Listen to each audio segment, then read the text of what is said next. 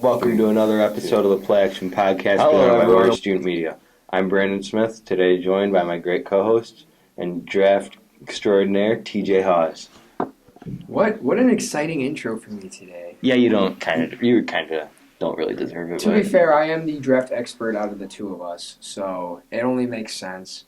And speaking of draft, we've got a mock draft today. Yep. Second one of the year, and the draft order is basically set except for 31 to 32. Yeah, but 30. So, and I'll go over this. It's obviously Bengals Rams Super Bowl. We'll talk about that next week.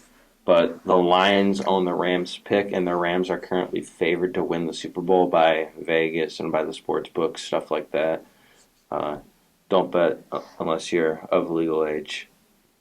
Follow the rules. Or if you can get your parents to bet for you. No. Follow the laws. Probably smart. So the Lions, who obviously, like I said, they own the Rams pick from the Stafford trade, they have the 32nd overall pick. Bengals will have the 31st. 31st. But if the Bengals win the Super Bowl, obviously, Bengals get 32nd. And then last time we did this, Brandon, you had the odd number picks. I had the even. Today we're going to flip that around. I'll take odd. You'll take even.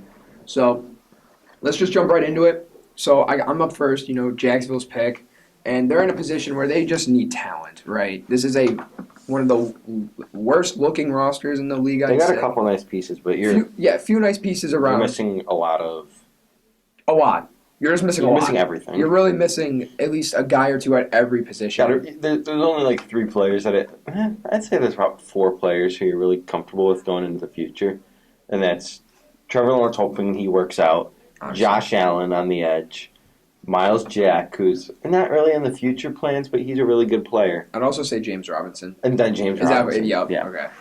Assuming he comes back from his injury. But I'm here looking at just, we need someone at one of the top positions of value in this draft, I should say, with being offensive tackle and edge. I think those are the 2 most valuable positions in this draft class. Should add to this, there's no trades. Oh, yeah, no trades. So, because, I don't even think they'd trade down here. But No, okay, so I'm looking just but I can understand that. I mean, if they did. Depends on who they want. Yeah. But just looking for, a really talented prospect just to come in here and make an immediate impact. That's really what they need. You could go offensive tackle here, Evan Neal, or Ken McQuanu, or you could go edge rusher with Aiden Hutchinson or Kayvon Thibodeau. I'm going to go Kayvon Thibodeau here, number 1. That's a little unconventional from what we've seen in recent mock drafts, but he was kind of the consensus edge one heading into the season, but he didn't have as great of a year, and he didn't make the big game wrecking plays like Aiden Hutchinson did. But he is just so athletic. He could play at that 5-tech, 3-4 outside linebacker role in Jacksonville. He fits perfectly. I don't see Hutchinson fitting in this defense unless their defense changes with Doug Peterson coming in, which it really could. Yeah. Now that he's We'll see what kind of staff he hires. He ran a 4-3 with Philly. Did he? Okay, yeah. So I would expect that to potentially transfer, and if that does, I'd probably take Hutch here. Yeah. But it's one of the 2 edges. As of right now, no defensive changes have been made, so I'm gonna go with KT. Yeah. It's a good pick, I think, but personally, I think Thibodeau is kind of like a Clowney type player who he's going to be really good run defense right away, but he has to do what Clowney didn't do, and that's work on like his pass rush moves and work on his bag a little bit. He doesn't have a really deep bag of moves to win off the line of scrimmage, and that could be a little troublesome, and it could turn it I think Jadeveon Clowney is probably a really good comparison for him. I think getting that mentorship from Josh Allen will really benefit him as well, though. Yeah, I guess it could. So we got the Lions now, 2nd pick in the draft, and year 2 with Dan Campbell and GM Brad Holmes. You got Jared Goff at quarterback. There's no quarterback that's even remotely close to being should be considered up here. Not at all. And you have a good offensive line. So Evan Neal, Ike Ekwonu, they're not really in play. So I think what you have to do when you're taking into account positional value, not saying this guy's a better player than someone else, but I'm going to take Aiden Hutchinson. All right. Keep the Michigan boy in Michigan. I think there's a player in this draft class who is the best player in the last 2 drafts, at least. Kyle Hamilton. Kyle Hamilton. Easily. And I'm sure he'll be picked in the next couple picks. But he's really good. But I get it. That he's unbelievable, but they have a couple decent safeties. And Hutchinson's going to come in. He's going to make an immediate impact, kind of like the Bosa brothers did, and just kind of come right away and just make a really big impact. He'll probably be this year. Every year there's one edge rusher that makes a big impact. I think last year was an exception. I don't feel like there's really an edge rusher who made a major impact on their team. Micah Parsons, but it's different. I consider him a line because he did more than just. I'm talking about pure edge rusher. Yeah, right? Pure edge rusher. 2020 was Chase Young. 2019 it was Bosa. So every year there's that guy, and I think Hutchinson will be that guy this year. Yeah. But going on to the third overall pick, you got the Houston Texans. This is an easy one. Like you just said, he's going to get picked in the next couple picks. He's going to get picked here. Kyle Hamilton, safety, Notre Dame. This is literally a guy who can do anything. He has the athleticism and coverage skills to play as a deep safety in the middle. Mm-hmm. He can play in the box as he's an amazing tackler. And he's got that sideline to sideline speed. Got a lot of range. They won't do it right away, or they shouldn't do it right away. Move him to other positions on the field. Mm-hmm. But I think if they stick him to that free safety role year one, let him play in the box a little bit too, and see what he does. But over the course of time, as he develops more, I can see him moving into like slot cornerback roles. He could. Potentially even in an outside cornerback role, which would be because he blitzed from the slot a lot at Notre Dame, but never were fully covered there. You thought JOK and Isaiah Simmons were versatile players. Yeah. You're a next step up here. This guy's next step up. This is a guy who he could do everything that Isaiah Simmons can do. He changes your whole defense because in my opinion, he's a linebacker. He's listed as safety, but he's really good in the box. Oh, but if he's playing safety, you have to account for him like he's 2 players because he has so much damn range and he can get across the field so fast. I think it was against Florida State. There was like a super viral play, a throw up the sideline, and he runs all the way across the field on like a medium ranged pass down the sideline, and he picked it off. It was an unbelievable play. Because again, like you said, he's the best player in this draft. Oh yeah. My issue with the Hamilton narrative is, safety's not a valuable position. He's not a safety. He's a defensive player. Yeah, he's a defensive weapon. And he'll be used everywhere. He'll be the cornerstone of the Texans' defense for the next 10 years. Yeah, if I'm being completely honest. And I think Texans fit him really well. Justin Reed's probably gone after disputes with the coaching staff the last few weeks of the season. New coaching staff coming in, though, so we'll see. Potentially they bring him back. I don't know if he'll want to come back or play because there's such a dumpster fire. So Kyle Hamilton, they just need someone on that defense who can play. Yeah. They can do a lot. Well, to give the Texans in that dumpster fire that I call them some fairness, I think there's 2 teams this offseason who've turned out to look a lot worse. And Dolphins. That's the Jags and the Dolphins, yeah. The Jags. Oof. Both those organizations are in the mud. And Washington. But Washington is Washington. We got the Jets, and they're picking 4th. And I will take Ike Ekwonu. Yeah, that makes sense. He's my number 1 ranked tackle. Really? He's your number 1 now? All right. I think he offers a more upside than Evan Neal. Evan Neal, he's got great size, and he played at Alabama, which is a better school against better competition than NC State.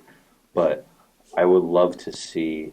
Dude's a bully. He's a Jets type of player. Dude's a bully. He's.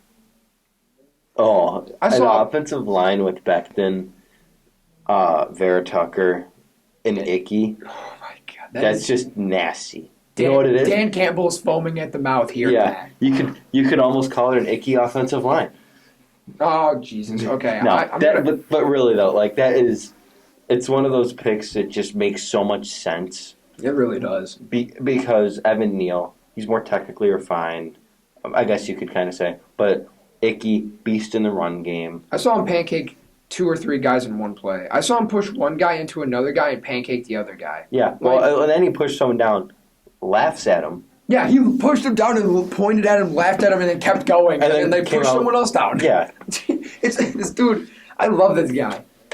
He plays with the same kind of violence, like you see Quentin Nelson play with. You've told me that. Like before. Quentin Nelson, I see Rashawn Slater. I see it a little more now after you first told me that. Not to use two guys from last year's draft class, only because they've been in the NFL for only 1 year. But Rashawn Slater and Tevin Jenkins came out of college, and you looked at their tape and like, what's this? Like, this guy has anger issues. Because just the physicality they played with. But Penei Sewell last year came out more technically refined, more of a safe pick, you thought. Icky takes that to the next level, though. Yeah, Icky's better than Slater or Jenkins was. It's just crazy. I love Icky. He's probably he's not the best player in this draft, but he's my favorite player in the draft. Well, we'll move on to the Giants pick. This is a good segue into it because I was gonna take Icky to the Giants here if you didn't take him 4. So I'm gonna go with the next guy here, and you can't let him fall farther than 5. I'm gonna go Evan Neal. Giants in the exact same boat as the Jets. Both need offensive line help. Mm-hmm. You got Andrew Thomas on the left side. That's really all you have on that offensive line that's worth anything. Bring Evan Neal to the right side, and you've got your 2 cornerstone tackles solidified for the next set of years. That's good because the Giants, they seem like they're going to try and build around Daniel Jones, which bold strategy, Kyle. Let's see if it works out for him. It is bold, but I remember throughout that draft process, everybody. I'm not saying this is not something that comes out of an elite quarterback, but when Daniel Jones had a good offensive line, he was playing great. And a quarterback should not be dependent. He does have a lot of really good. He has some good moments. He does because I think if he gets the protection that he needs, he can make great throws. And he can keep the same group of receivers on the field for the same week. For multiple weeks.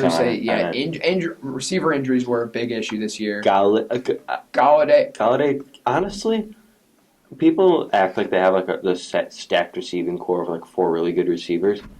I would only keep Galladay and Kadarius Toney. I don't even know if I'd keep Galladay. Well, you kind of are forced to. You have to, but let's be real. If he's healthy, he's really good. Is he though? Let's be real here. Last year, Andrew Thomas had more receiving touchdowns than Kenny Galladay. That's not even a joke. Never healthy. But even when he was on the field, he wasn't even that good. He's already upset with the Giants organization, it seems like. So I can honestly see him getting traded within a year or 2. Yeah, it would make sense. Or this offseason or next offseason, bring in somebody else. But that receiving core solid. Get protection around Daniel Jones since you're freaking out wanting to keep him. So yeah, I get it. Give him 1 more year. So now we got probably the hardest pick in the draft. To mock. So we got the Panthers. What are you gonna do here, buddy? I like quarterback here. Really?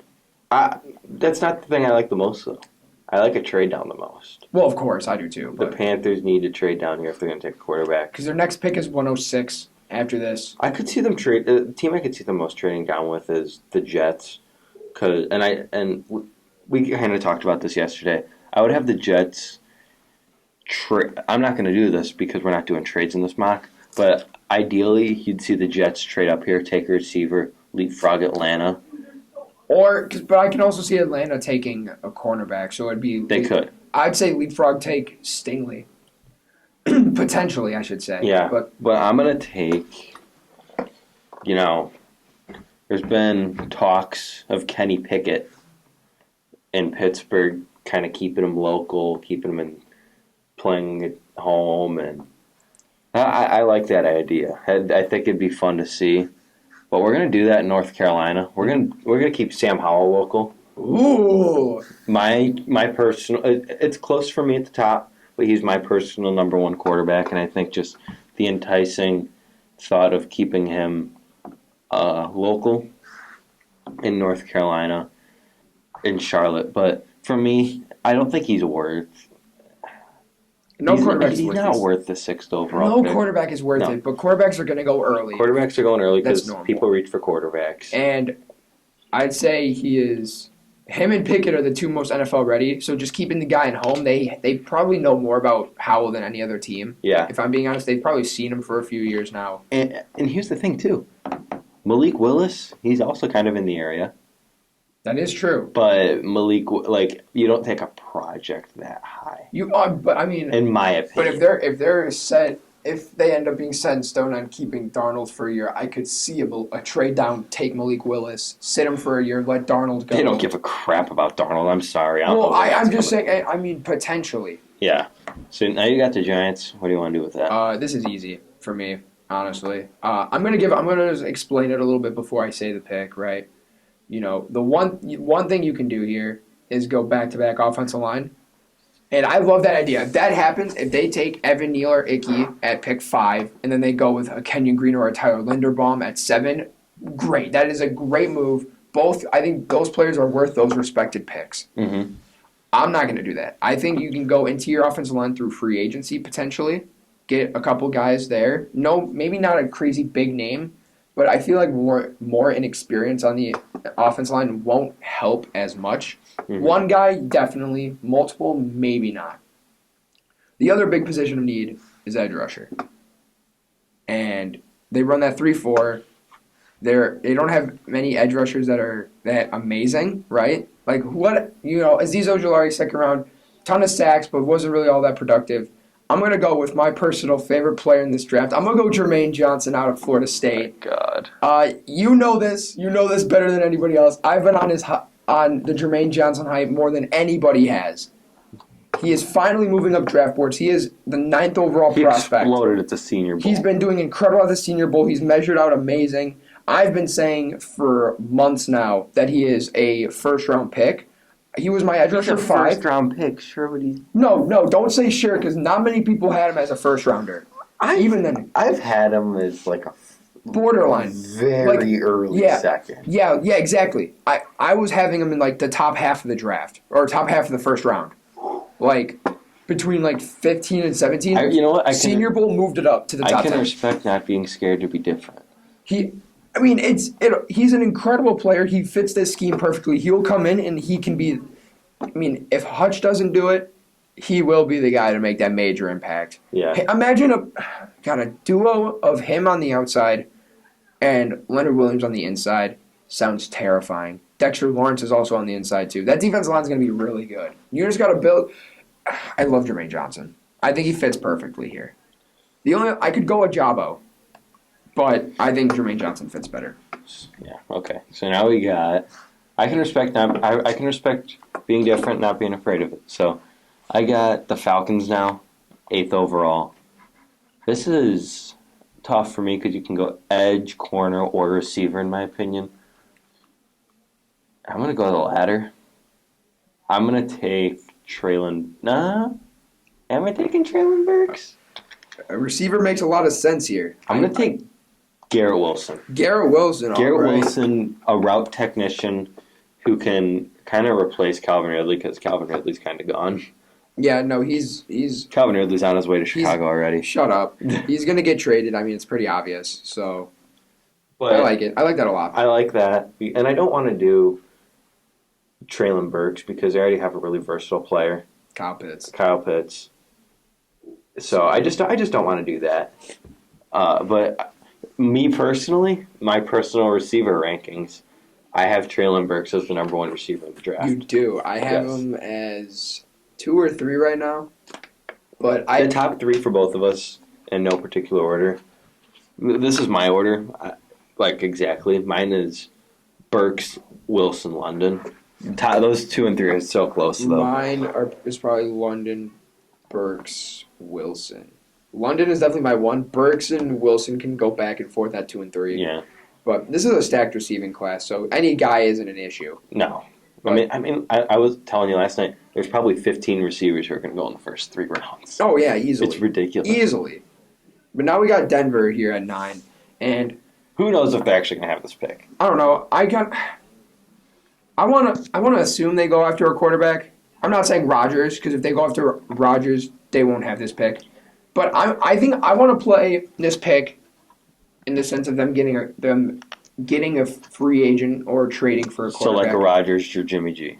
Yeah, I'm just going to say, but they somehow keep this pick. So I'm not going to assume Rodgers. I'm going to assume a guy like Jimmy G where they trade a second, something like that. Mm-hmm. Sign a guy in free agency, potentially, probably not. But because I don't want to take a quarterback here.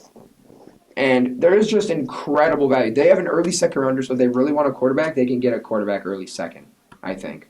And they can even easily trade up back into the first and get one. I'm going to go with the very high value pick here. Guy who fell farther than people probably expected. And I'm going to go with David Ajabo. Oh, okay. I think he fits really well in this defense. This is a pick I don't think I've ever made before up until That's right now. Yeah. But him and Bradley Chubb would be a nice duo. it really would. I mean, Von Miller and Bradley Chubb were supposed to be a nice duo, but they literally never played together. I was going to say, it was just injury riddled. I mean, Bradley Chubb wasn't even injured that much. It was mostly Von Miller. He was out all last year. Chubb missed most of last year. I mean, and most of 2020. Chubb was out all of 2020. Yeah. So Chubb was out all of 2020. Von Miller was out all of 2021. Malik Reed has looked solid as a rotational guy, but he should be a rotational guy. But David Ojabo will be a pass rush specialist early on. Let him develop his run defending more, and he'll be an incredible edge rusher. A great complementary piece to Bradley Chubb. So, I don't know. Okay. I'm going to do something here. You ain't going to like it, but I'm going to do it with the Jets. Interesting. What's the plan? I would have taken last pick Derek Stingley because I know they just took Pat Surtain. I get it. And that was considered a bad pick because they have so much corners. But Kyle Fuller, gone. Ronald Darby, burnt toast. I don't think Darby's all that bad. But he's not. He played bad this year. He's not great. Not great. You're right. But and I think he's got a movable contract too, so I might be looking to move on from him either this year or next year. So I was thinking Derek Stingley. I thought you were going to do that. That's probably what I would have done. So the Jets are taking number 10. I'm going to have him take a corner. I'm not having him take Stingley though. Please tell me I better. I'm taking Gardner. Yeah. I'm going to take Ahmad Gardner. No, I am not against that at all. Because I think Ahmad Gardner comes in. He's got interesting measurables. He's kind of like very skinny. He's very skinny. He's got long legs. Similar. If you want a good comparison at size, look at AJ Terrell. Yep. But AJ Terrell even then has 10 pounds on him. So it's kind of interesting how he's built. It's not like prototypical corner size, but dude, how can you go against never giving up a touchdown in his career? Over 1,000 snaps, never gave up a touchdown. I get it. At Cincinnati's playing. Doesn't matter. It doesn't matter. He gave no touchdowns. 2021, he allowed 0.1 yard per pass. Yeah. He's so good. He's incredible. I like that a lot. And another reason I'm doing it is because the rumors throughout draft circles are that Gardner's going to be the number one corner, and it's not going to be Stingley. Just because of Stingley's injury. People maybe question Stingley's passion for the game for some reason. There's always a prospect that gets dirtied. I mean, It happened with Parsons last year. So I get it. I like that pick a lot. Yeah, that's one of my. Right. That's an interesting pick to me. Again, okay. So now we got Washington at 11. Was gonna go quarterback. I thought that was gonna be pretty easy, but I just kind of let someone fall in your lap. You did, and I have to jump on it. With Minnesota at 12, I have to jump on it. I'm taking Stingley to Washington, and I think that is beautiful. I think that's just a I don't know how else to describe it. They just need a lockdown corner. They don't have someone who can lock down game after game. Kendall Fuller's pretty solid. I will give him that, but he's not locked down every single He's a really good corner, too. And he is a solid corner. You still have a good safety duo in Landon Collins, who actually might get moved this year. Yeah, because Cameron Collins, or not Cameron Collins, but Landon Collins. Cameron Curl. Curl. Is who we're getting him mixed up with, I'm sure. But dude's a stud. He's pretty good. 7th round draft pick. Landon Collins. I don't think Landon Collins is really all that. He wasn't bad, but he could be replaced. Washington fans hate him. Let him walk. Bring in a guy like Jabril Peppers. The Commanders, baby. The Washington Commanders, baby. First draft pick for the Commanders. Franchise cornerstone on defense with Chase Young. Baby. Let's go. So, all right, you're up. Now we got the Vikings. They hired Kevin O'Connor. I don't know exactly what it is, but to be their head coach. This is interesting. I don't want you. If they went with Harbaugh to be their coach, I would have made a different pick here. I would have went quarterback. Okay, good. You're not. I don't want Corral. I'm not going to do that here. I think If they were to take a quarterback, I'd still probably do Corral here because I like the fit. Reach. Well, I already picked Sam Howell. Okay, but Sam Howell, Makes sense. we've consistently had him go 9. Yeah. So, but we're gonna do something else here. Not to get a little repetitive or anything. I don't think they're gonna trade Adam Thielen this offseason, so we're not gonna take a receiver either. But I'm gonna take Roger McCreary. Ooh, That's a little high, that is, maybe. But I to some people it might seem high. But I like the pick. I like the fit. I think he's a really good player. I think if Stingley tests bad, I think McCreary could move up to corner too. He's my corner 3. I don't think he's going to. I don't. It's going to be tough for me to move anyone else past Stingley. That's 3 corners in a row. I just noticed that. That ain't happening anymore. No, McCreary. My only issue with McCreary right now, and I'm an Auburn guy, so saying I have an issue with an Auburn player doesn't happen often. But he has subpar length for a corner, yes, which can hinder him early on. But I heard some. I don't know if it was. I don't remember who said it, but the Vikings they don't have a cornerback room. They have a cornerback closet, pretty much nothing. You got nothing in there. You fit a couple guys in there, but what else do you got there? Chris Boyd and Cameron Dantzler. Oh no, you're done. You need a corner. I personally would have gone Booth, but yeah, I like this pick. I've been doing Booth, but we're gonna switch it up a little bit. Now we got Cleveland, Traylon Burks. Do I really have to say much else? They need someone who can be versatile. You obviously lost Odell in the middle of the season, which I honestly think benefited them, if anything. You know what's crazy? Traylon Burks. It's crazy, yes. Traylon Burks is awesome, but extremely versatile. He's kind of like an Odell kind of player. I don't see it. He's a little bigger. He's bigger than Odell, but his versatility. He's a big Deebo Samuel. Yeah, that's kind of like a mix between Deebo and DK.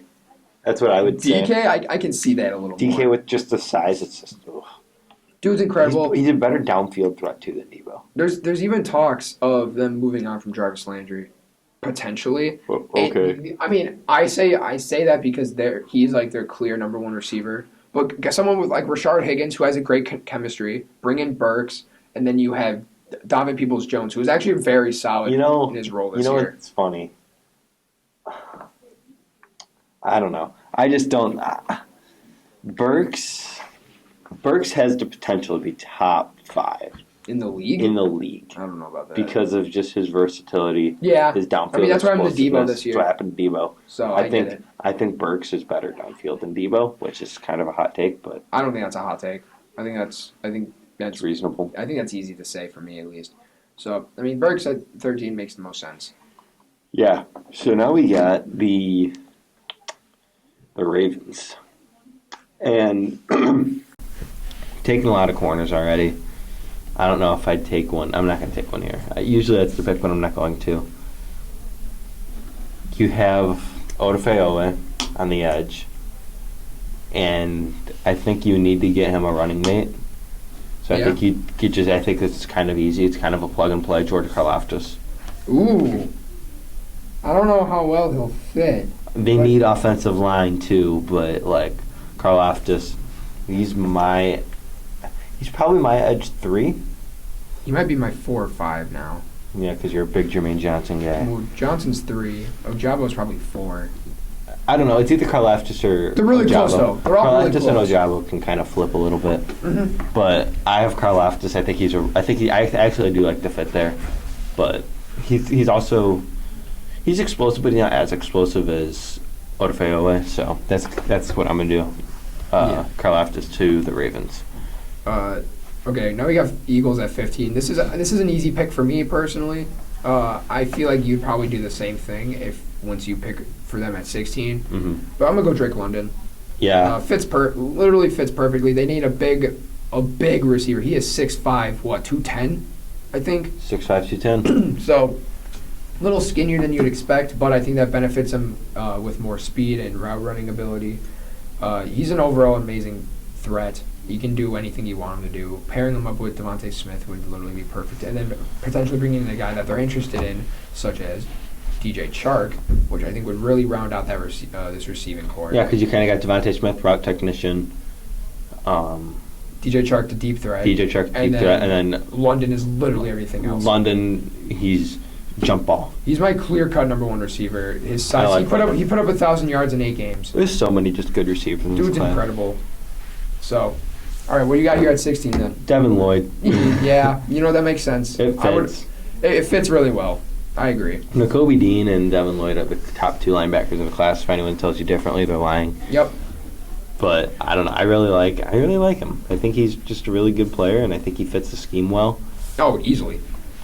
So I think them getting those 2 players is really good move for them. All right, now we got the Chargers at 17, and this is a team that is a very pass-heavy team, right? I can go. I'm debating between 2 players here. I know they drafted offensive tackle last year, but that right side is really bad. Right side of the line's bad. And I could go Charles Cross here. Charles Cross is not really a great run blocker, but he's an incredible pass blocker. And I think with that, which makes sense for that's the perfect type of tackle. You can do it? I don't know yet, because I can also go Jordan Davis, who is a plug and play in the interior. Great run defender, which was their biggest issue last year. And I think this is a position where they know they can probably get a decent offensive tackle round 2. So I'm gonna go with Jordan Davis. Okay. And I mean, it's really more like I think Charles Cross was the better value, way better value. I agree. I completely understand that. But their run defense is so bad. But their run defense is terrible. Get a guy who's literally only meant for run defense and somebody who can, make a big impact early on. Yeah. So now we got the Saints. Can do a lot of different things here. They're kind of in an interesting spot. Their coach is gone, Sean Payton, and you don't really have the franchise quarterback. You don't really have a ton of help at receiver. You have one of your top 2 offensive linemen leaving him free agency. He's one of the best left tackles in football, Terran Armstead. He'll be gone because they don't have enough money. Oh, yeah. So the player I'm going to take here, I think it's time for a new face down in New Orleans. I'm going to take Kenny Pickett. Interesting. I like that a lot. I've been doing Corral there, but I think Pickett is just as good. You can start right away. Pickett's a better player. You could start right away. Maybe Taysom Hill's days in New Orleans are over too. Oh, I would hope so. I kind of hope so. But all right, now I'm back at Philly. Obviously, we did drafted a receiver and then a linebacker. And I think this is another easy pick now. Cornerback's their biggest need at this point in the draft right now. I'm going to go with Andrew Booth. I think he fits there pretty well. Pairing him up with a top 3 cornerback. That's pretty good value.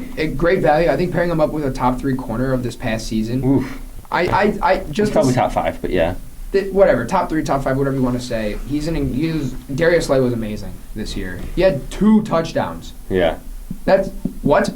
I understand that's only 2, but for a cornerback, that's pretty impressive. Very impressive. Dude's elite. He's always been elite. He was just with Detroit, so he kind of goes down a tier, being in Detroit. But yeah. Pairing him up with Andrew Booth would be a great duo. They're really building this team through the draft. It's gonna work. They're doing a good job. It's gonna work. So now we have Steelers, your favorite team. Please pick the player I want you to pick. Yeah, I'm going to. There he is. Malik Willis. That is not what I wanted you to do. Malik Willis. But I like it a lot. Don't get me wrong. I love it. There's been the rumor at the Senior Bowl is that Malik Willis is favorited loved by the Steelers. The Steelers love him. They at the Liberty Bowl, Kevin Colbert went up to him and said, "I want to meet your family." They ended up meeting his family, talked to them a lot, talking to him a ton. Malik Willis has been the best quarterback at the Senior Bowl. Kenny Pickett has been the opposite. He's been bad. Not been looking good. And if Pittsburgh's willing to let a quarterback sit for a little bit of time, potentially like Lamar, I get he plays like Lamar Jackson, but he might sit as long as him, half this season, maybe a little more than half, and then play the tail end, and then start on the year after. I'm okay with that. I like that a lot. I love Malik Willis, and you know that. He's my quarterback too, and still is, so. Okay. Now we got the Patriots at 21, and I feel like receivers kind of got to be the way I go here. I've made the Nakobe Dean pick a couple times, at this point in the past, but I can't do that right now. Mm-hmm. It doesn't make sense. So I'm gonna go with Jamison Williams. Okay. I mean, Receiver 4. He is for me too, actually, and he's the best receiver at this point, and I think he brings a play style that they don't really have right now. I could have gone Chris Olave, but I feel like Kendrick Bourne kind of plays that similar type of role potentially that Olave would play if he were there. Yeah. So, and their one deep threat that they had brought in was Aguilar, and he was not good this year. He had that 1 year in Vegas that got him a lot of money. I mean, they'll keep Aguilar. He'll be the receiver 4, and I think you'll have Williams, Bourne, and Myers as your top 3. So I think it's a fun little group. Yeah, I think it's a diverse group, and I've stressed that a diverse group of receivers is, no matter how good or bad they are, I think is the best. Yeah, I agree. And with the next pick, we have the Las Vegas Raiders, and they have the new head coach, Josh McDaniels, and I'm a little bummed to see Rich Bisaccia not keep the job. Oh, me too. But players were reportedly disappointed that he didn't get it. I think he deserved at least a shot, but yeah, at least just another year. But they have a fair share of needs still, even though they made the playoffs. That's why they lost in the first round. I think a pick I've made a lot, and I think I'm going to do it here, is DeMarvin Leal. Okay then. I like the pick. Just another player on the D-line that I think would be useful. Corner would also make sense, and maybe even receiver if one of the top 4 receivers that we already took fall. I mean, I get it. I personally would have gone offensive line, but Kenyon Green as a player, I would understand taking. I can see Leal there. I think he'll fit well. But now we got the Cardinals up, and this probably is a bit unconventional, but I think I am honestly going to go offensive line with a ton of value here. I don't necessarily know where to go, if I'm being completely honest.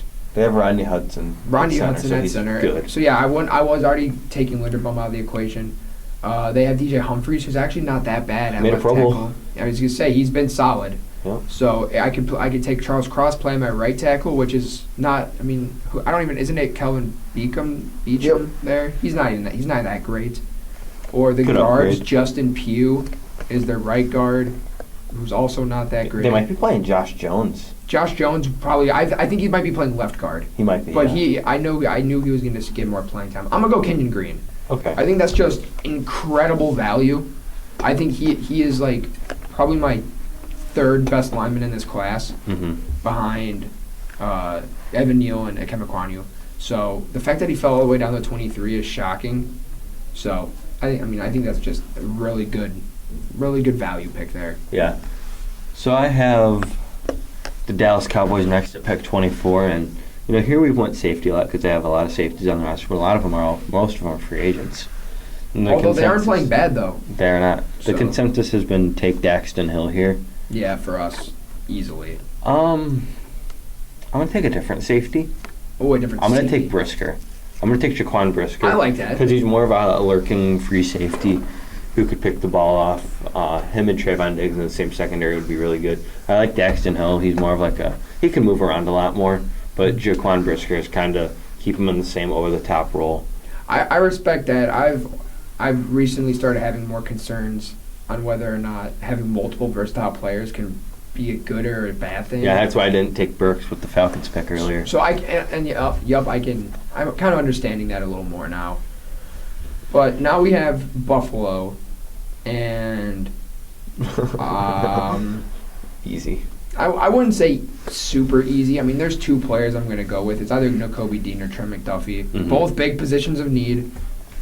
Linebacker on paper doesn't look like a need for the Bills, but it is. Tremaine had been shown in the playoffs that he was a liability. Yep, I've been saying that ever since the playoffs started. He seems to get worse and worse. Matt Milano just signed an extension last year, and he's been solid. He's probably their best linebacker. So you know what? Yeah, I will go into Kobe Dean. I'm assuming that's what you meant by when you said it was easy. So he fits. I think he could fit in that defense well as an outside backer in their 4-3. He'll become a leader in this defense because I don't feel. I mean, outside in that front 7, they don't really have that guy. No Yeah. one really stands except for maybe Jerry Hughes, but then he might be gone soon. They got 8 guys on the defensive line that actually play. Yeah, but none of them carry that leadership role. I think Nakobe Dean will legitimately step in there and do that and fill that role right away. So. Yeah. So now we have the Titans. There's 2 positions I'm thinking here, either corner or receiver. Really? I'm gonna go corner though. I'm gonna take Trent McDuffie. I was thinking maybe Jahan Dotson. I don't know how I feel about that with Charles Cross on the board. Yeah, I know, but I get it. I get it. I mean, it's still a really good pick. Corner is their weakest position group, I'd say. So I get it. But now we got Tampa Bay up here, and I'm not gonna go quarterback. No, okay. No, I don't. I just don't feel like there's a quarterback that they want to take here. I don't like Matt Corral too much anymore. I used to, but he's my quarterback 4 right now. I'm gonna go with a pick, and this is kind of more of a predictive pick. I think I know what you're gonna do. I'm gonna go Tyler Linderbaum. Yeah, that's what I thought you were gonna do. And I'm gonna take that in assuming Jensen leaves. Jensen leaves, because there are reports that guys like Jensen and Chris Godwin will leave now that Tom Brady's gone. Mm-hmm. And so I can understand that. So I'm gonna go Linderbaum in that sense.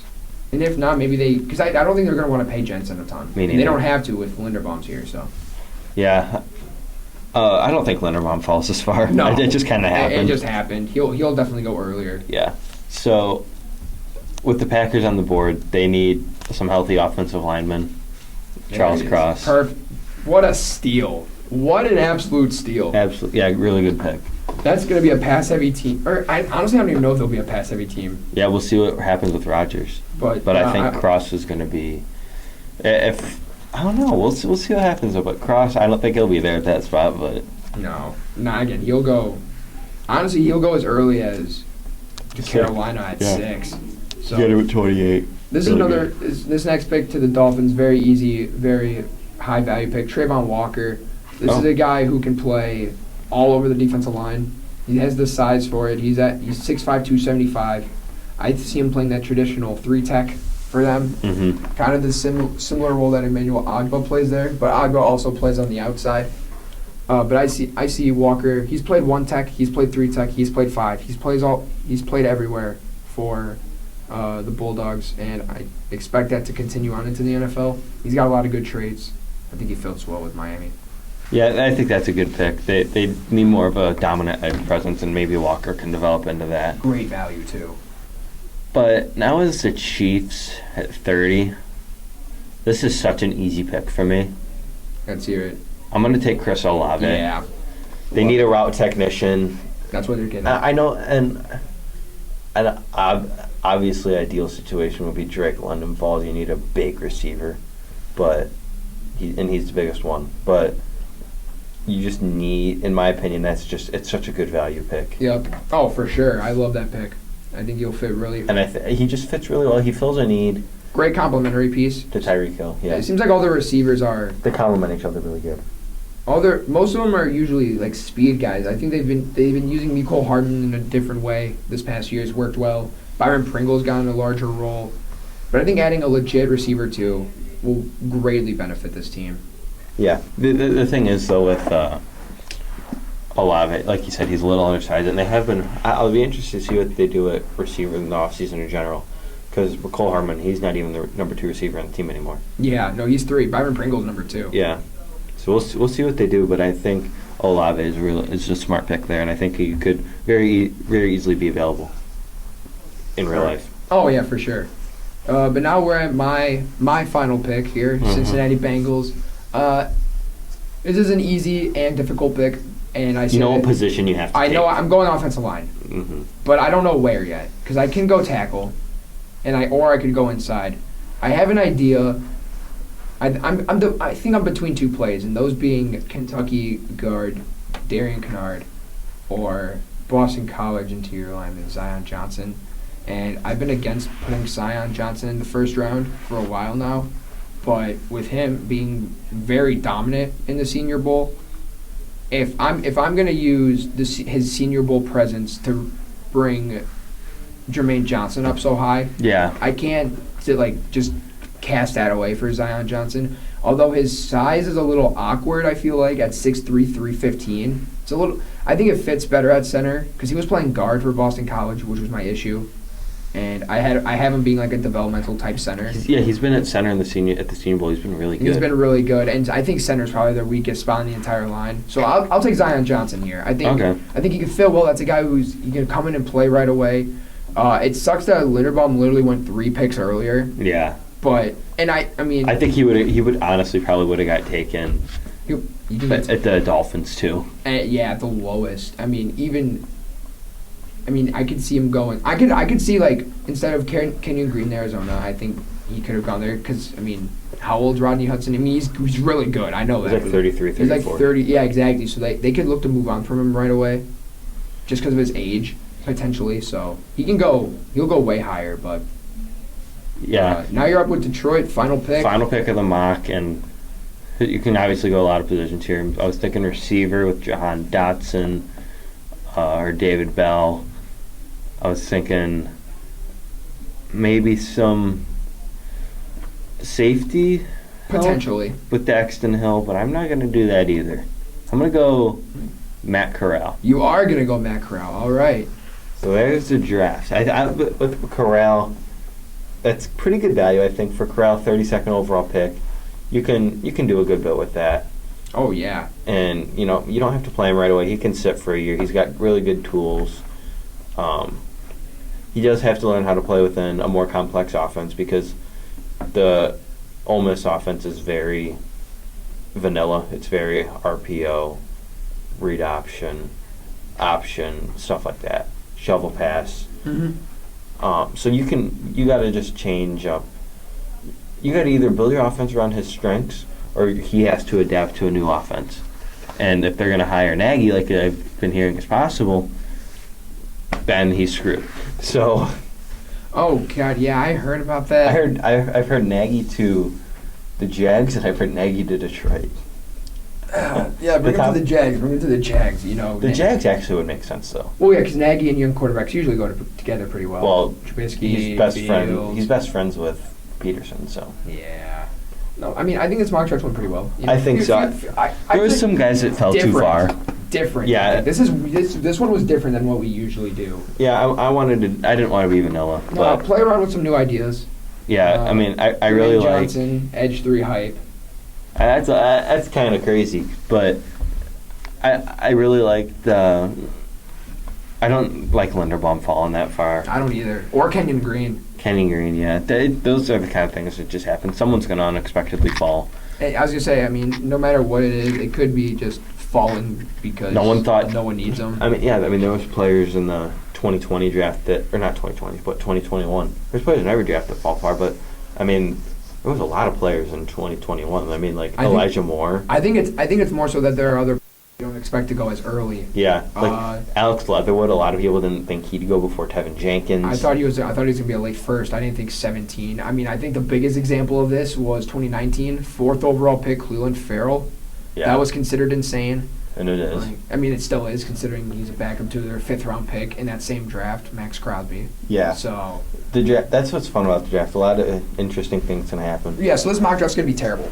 By the time the draft's over, this is going to be bad. But I think, honestly, and they're fun to do because it's just fun to throw around ideas. But mock drafts are pretty useless until after free agency. True, yeah. But it gives an idea of who's going to go where, what teams need what. Because these top needs for these teams, they probably won't address the top needs. No. But they'll use those for the draft potentially. I don't know. It's going to be interesting to look back on this in a few months. And I'm sure, I know the day before the draft we're going to come out and we're going to have our own mock draft again. I think we'll probably each make our own, honestly, potentially. Yeah. We'll each be making one right before. Yeah, literally an hour before the draft, and see how many picks we get right. Kind of like a competition type of thing. Yeah. Here. Last year I got 12. Yeah, I was impressed with myself last year because I called some interesting things. I called the first 7 picks right. That was impressive. I could say I got the first 8 picks right, but not really. because I had the Bears trading up to 8 to get Fields. Yeah, but Fields was pick 11. Fields was pick 11, but so I got a player right, but it. I mean, that happened to me too. I had Odafe Owe going to the Ravens first rounder instead of their second, so I counted that. I'll count that as 13. I did have Bateman going to the Ravens. That just made so much sense. It does. No, I look back at it. I thought he was just going to go earlier was my thing. Yeah, I really like Bateman, but there's some guys in this class, and the guys in this mock who are going to end up being like third-round picks. Oh, yeah, which is crazy. I mean, it happens every year. One or two guys that are first-round talents will go that far. They just fall. Because they test bad, they have character issues, something crazy. Or they just fall and people don't like their traits. It can really be anything. Yeah. Like Corral, honestly, could potentially be a guy like that if he tests poorly. And he might. And we'll see if he even does test because of his injury. And if he doesn't test because of that injury, it's going to go even. It's going to be even We haven't worse. even heard a lot about that injury either, which is kind of weird. Yeah, but, I mean, it's going to be interesting. Yeah. Pretty excited for the draft process. This is kind of the fun part of the draft process coming up soon. From just about 3 months, baby. From about the end of the Super Bowl to the combine, and then you have free agency. And after a week or two of free agency, then the draft buzz starts going, and teams start making trades. I mean, right at the start of April last year, you had the Niners. The Niners, Dolphins, Eagles. They did that three-team trade. That was fun to look at. I remember watching that live, like when the reports came out. Mm-hmm. I was sitting there freaking out. I won't even lie. I was sitting there like going crazy because I was like shocked. I mean, the Niners at that 12-3. Yeah, that was. And then there was Dolphins back so up to much. 6. Like the media had so much infatuation with what the Niners would do. It was weird. Yeah. Like because everyone crazy. knew it was going to be Lawrence and probably Wilson too, but then they're like, oh, they traded up the Niners. They traded up to 3. Who are they going to take? And then, oddly enough, they were considering the 4th and 5th best quarterbacks in the draft, in my opinion, and they didn't consider Fields, who was my QB3. Yeah. And then, another thing that I was telling you about this yesterday, and with the draft, when your team picks a player, you make some stupid takes about that player. Like, oh, they were the best at their position. They when they're not. I like when I watch and I see it was different for Pittsburgh last year because we had the worst kept secret in the world. Yeah. Like months ahead, they knew we were drafting Najee, and some people are speculating that's the same this year, that we're guaranteed. But I don't think we're doing that. I just think our need at running back was so obvious that they knew we were going to take Najee.